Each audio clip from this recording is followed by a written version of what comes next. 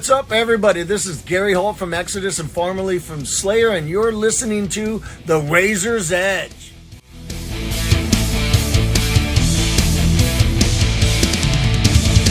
It's Kat from The Razor's Edge, and I'm here with Gurt, who are playing later on today at Uprising. How are you guys? All good. Yeah, thank you. Sweating? Yes, it's a tad hot, isn't it? I'm a bit warm. Yeah, but we'd be complaining if it wasn't, so, you know. I'm going to complain either way. Yeah. We've had 5 months of rain. Yeah. I don't know, you guys are all London-based, aren't you?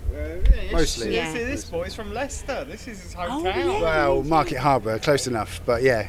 See, I'm in Shropshire now, and we've had nothing but rain for 6 months, so... This is glorious then. This is glorious, these few days, so there we go. You've just got here. How are you finding the festival so far? Great. Looks fun. Cavernous. I think like these big venues, you get lost easily, but yeah, it's good. So fun. Yeah, I've spent most of our time out the back of the stage. Haven't seen anyone, but we've seen a lot of backstage rooms. Is there anyone you're really planning on making time to see today? Because it's a really eclectic lineup, isn't it? We've got kind of from Stamping Grounds yourself right up to like the Lawnmower Deaths of the world, you know. It's very different. But it depends who you ask this question, because we've got a very eclectic music taste, the four of us. But definitely for me, it's Pitch Shifter. And yeah, that's it. Done.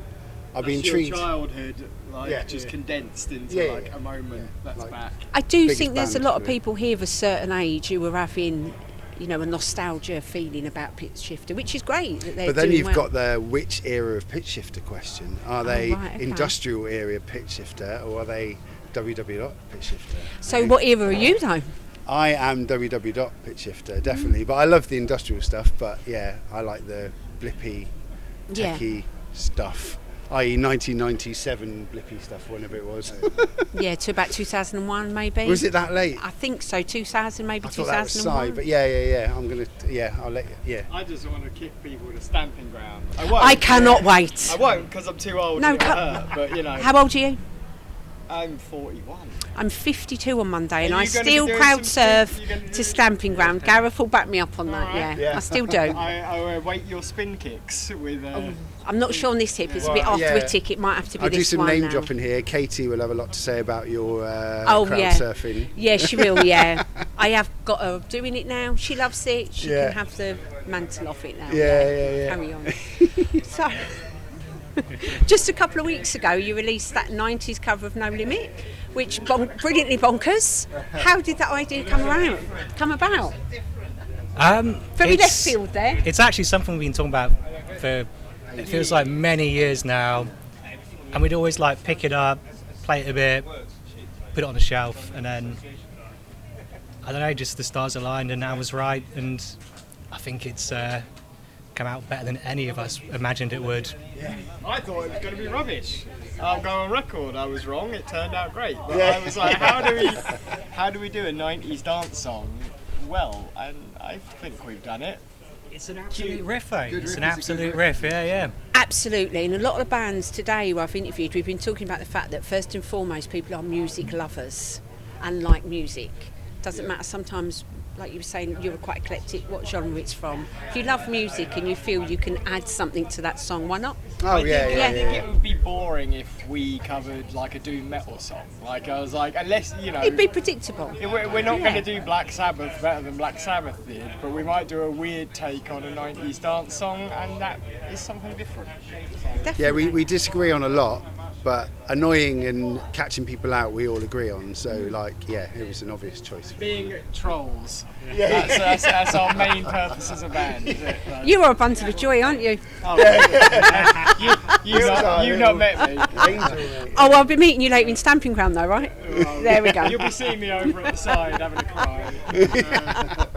About being too old. But no, I think it's good that you're taking people by surprise, because like you said, it's really predictable to cover Black Sabbath, to do a High on Fire, to do a Clutch, any one of those bands, but you've kind of gone, no, actually, we're going to do this. Yeah, we've done a few covers over the years, haven't we? And it's always been something that wouldn't necessarily people would expect, apart from rock and roll at the beginning. But that was even then, it's a butchered version. Yeah. But you know, we've done like Baggy Trousers by Madness, and what else have we done? There's one standout. What's that? Walking in the Air. Yeah, Walking in the Air.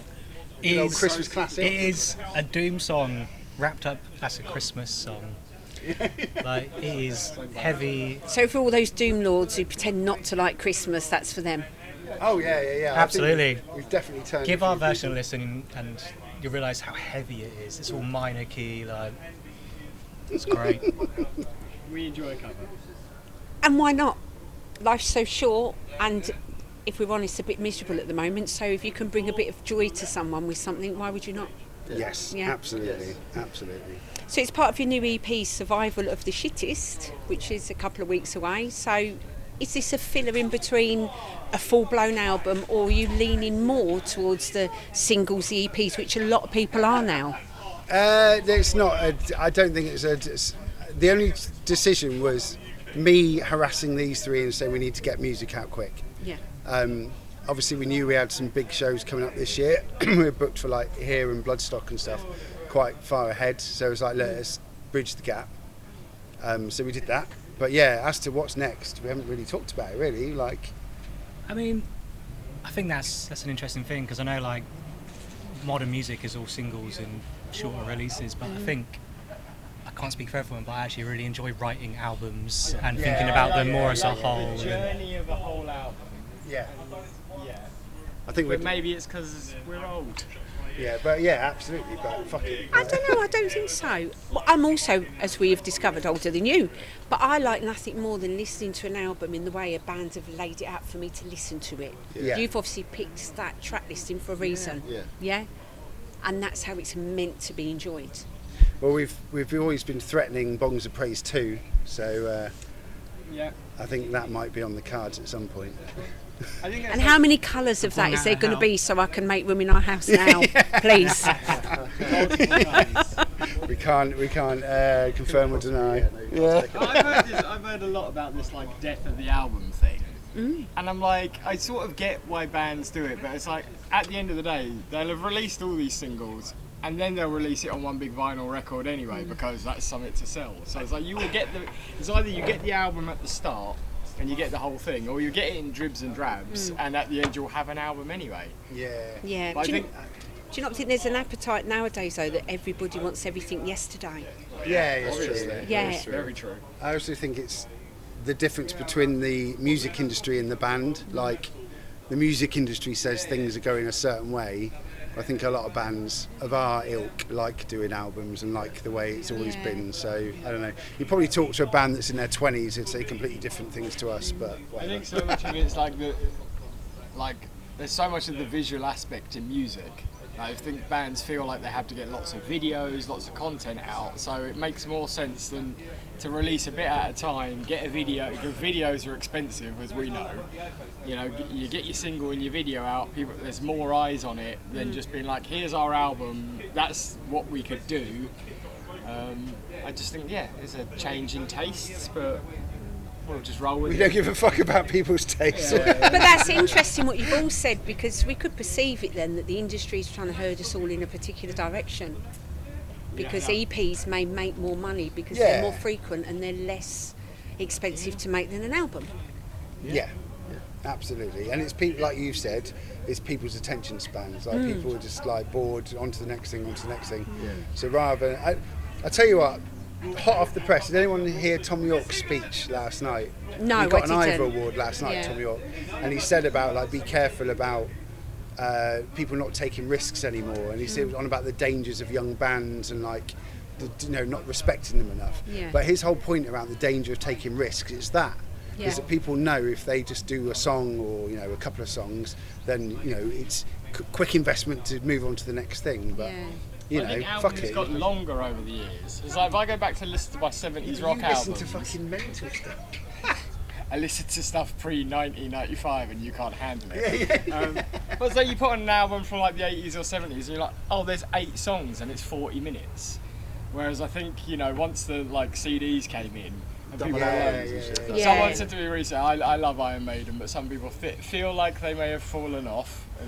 And people said the worst thing that ever happened was Steve Harris discovered you could fit 74 minutes on a CD. And it's like, so maybe it's that reaction that albums got longer and longer. But I was like, for me, a nice 7 or 8 track album that's done in like 40 minutes, 35 minutes, I'm like, that's perfect. No, I agree with you. When you look back at a lot of the 80s thrash bands, Slayer spring to mind, Raining Bloods, it's about 38 minutes, isn't it? I think it's supposed to be 45 or 50, and it's and they're much shorter. So, yeah. But I suppose it's taste, isn't it? It's all down to personal choice and personal taste, isn't it? Which is very key amongst us four, because we've got completely different tastes. But we all like a vinyl record. Oh yeah, an yeah, album, yeah.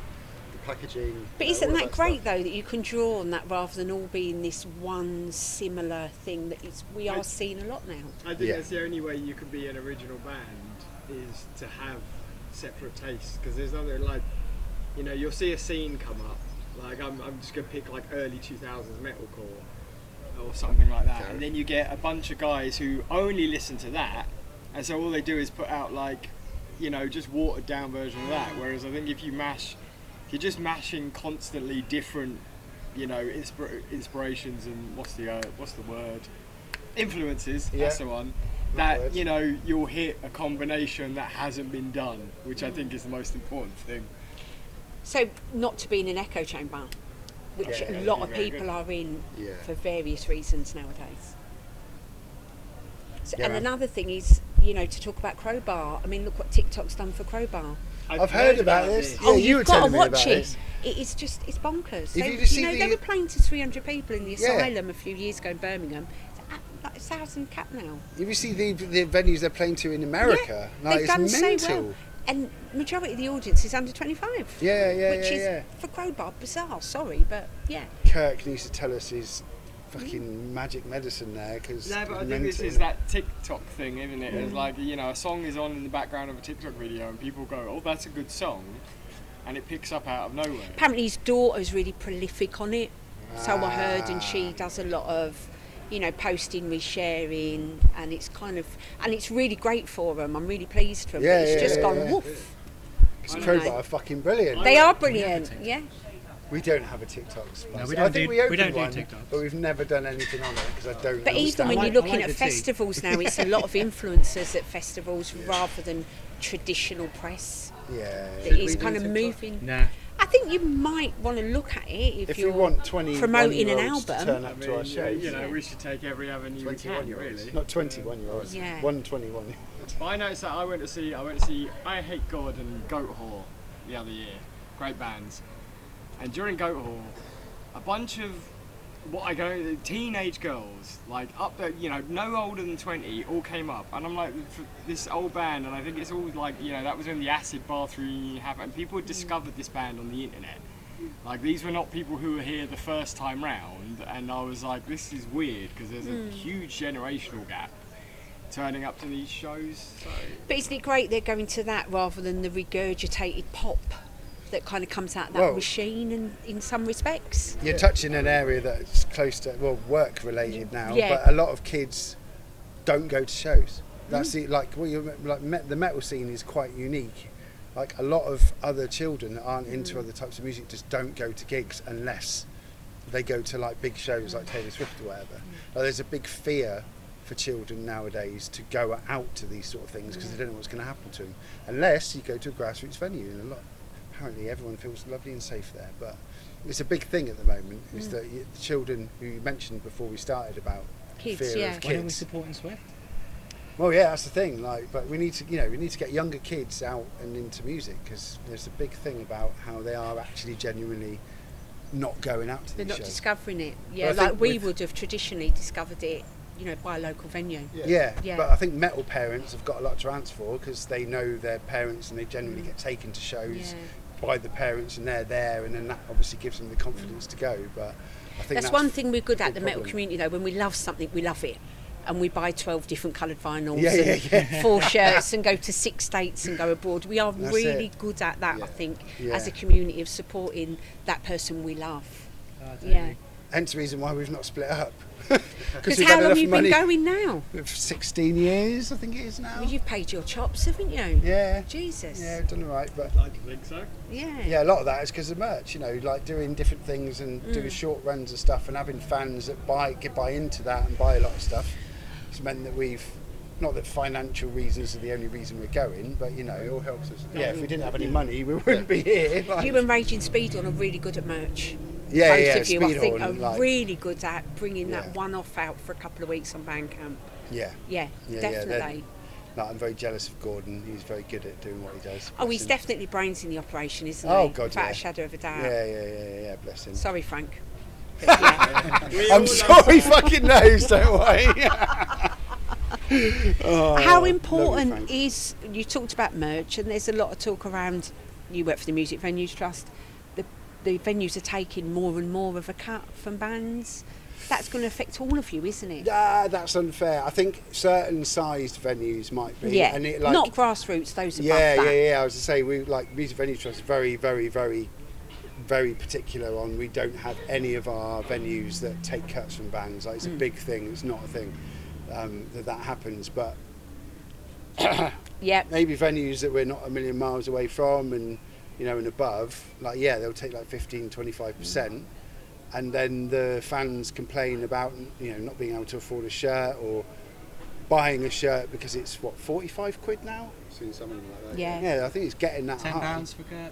Yeah, just a Bargain. reminder, £10. Any Gurt show you go to, it's £10 a shirt. We want people to be caught in the weird confusion between are we a band or a clothing company? Because like we love making t-shirts, making merchandise, and like we do music as well. What is the answer to the poor bands, though, paying this 25%, though? Because sell it outside. well, Well, yeah, I went that's to an happening- Orange Goblin gig years ago at the Town Yeah. and Country Club, and they were selling on the pavement. But that's happening To in avoid America it. now because it's got so bad in America. Yeah. A lot of venues nearby the venues, like pubs and like bars and stuff, are just saying, put it here. So they're actually like sacking off the venues entirely and selling merch in the pub down the road. Or like you see with the dodgy buggers that do outside Ah. festivals, they'll put a bit of tarpaulin down and scalpers, put yeah. their shirts down, which is the way forward, isn't it, really? But even they are charging, recently in Greece, €40 for a fake Metallica shirt outside.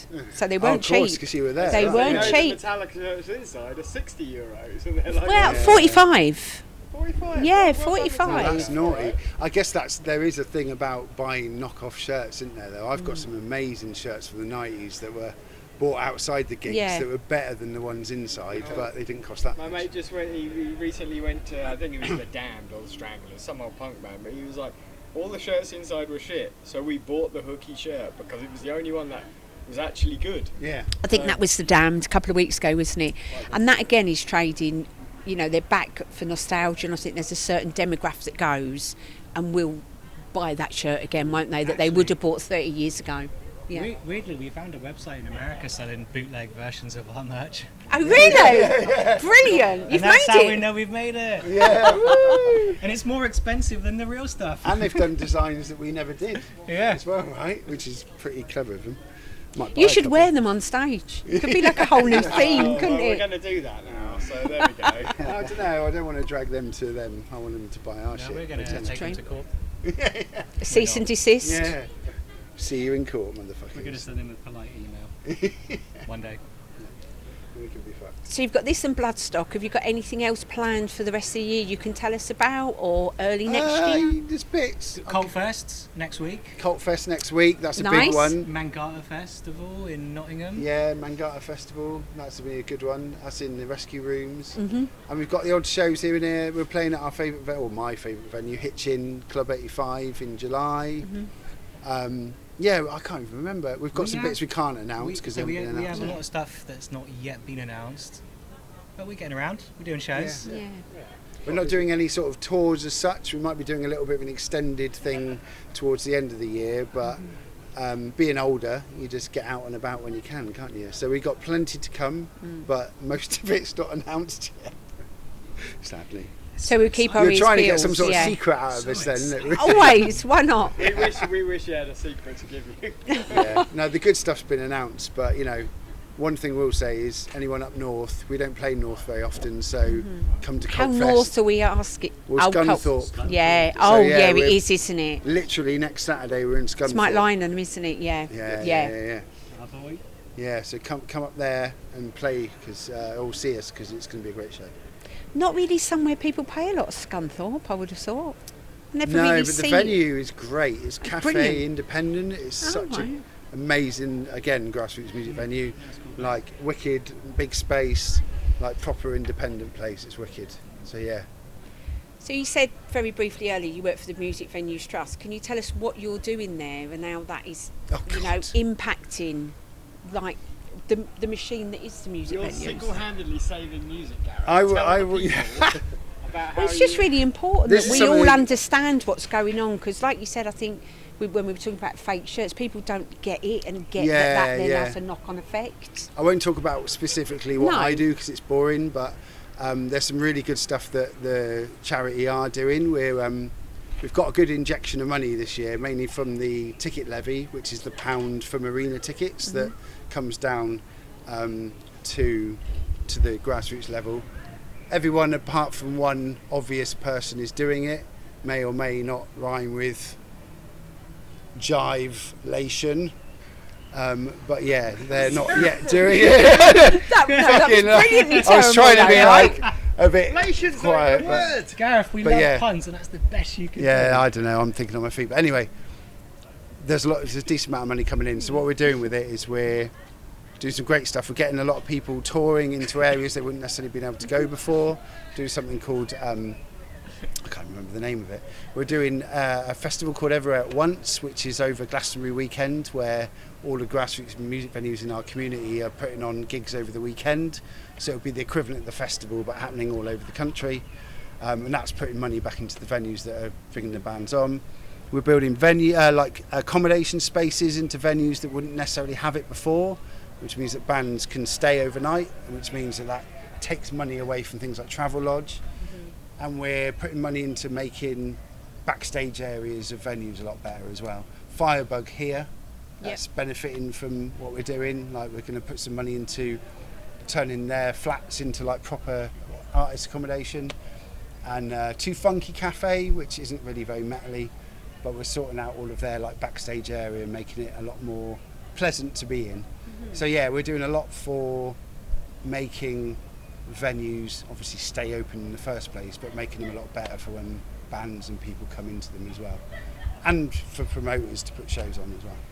Yeah, because it's a difficult industry, let's be honest. Yeah. And it seems to get more difficult every year. Yeah. I think it's different in the UK as well, because like when we toured Europe a few years ago, almost every venue had some form of, you know, accommodation, you know, riders where you were fed real food, and the UK has always been very much behind where the rest of the world seems to sit on that. So it'd be nice to sort of. And that's because Yeah, the investment's revival. not there. So the investment now, thankfully, is coming in. Hopefully it's not too late, but you know, we're losing like what? It's not quite one a week, but it's not far off at the moment. But it has been one a week for the last year. It was 2 a week, you know, not so long ago. But yeah, hopefully it's not too late. Even in London alone, the amount of older venues that have gone now is horrifying. Yeah, well, look at Really Leicester. grand. And Leicester as well, yeah. Leicester's lost 3 this year. Or if you include this place, Yeah, because I this is forgot going. This was going, wasn't yeah, it? it's 3. It's a lot, isn't it, for an O2 to go, I think, out of a big town. Yeah. Or city it is, yeah. But it's going back to the uni, so I'm hoping they'll be sensible and still use it as a music venue, but we'll see. Well, a bit like Leeds Uni run Stylist, don't they? So Yeah, it yeah, might yeah, go yeah, along yeah. those lines, hopefully. Shout out to them, they're lovely chaps. Yeah, I love Damnation Stylist. at Stylist used to be brilliant. Yeah, I love yeah, the yeah. Beck, but at Stylist, you know, it's his own whole animal there. It was Yeah, fantastic. it's great venue. Yeah. Well, thank you so much for your time. I look forward to seeing you later. I look forward to seeing you at Stamping Ground. Crying off to the side. And it's always lovely to chat to you. Thank you. Thanks you, for your Kat. time. Cheers. Cheers. Thank you.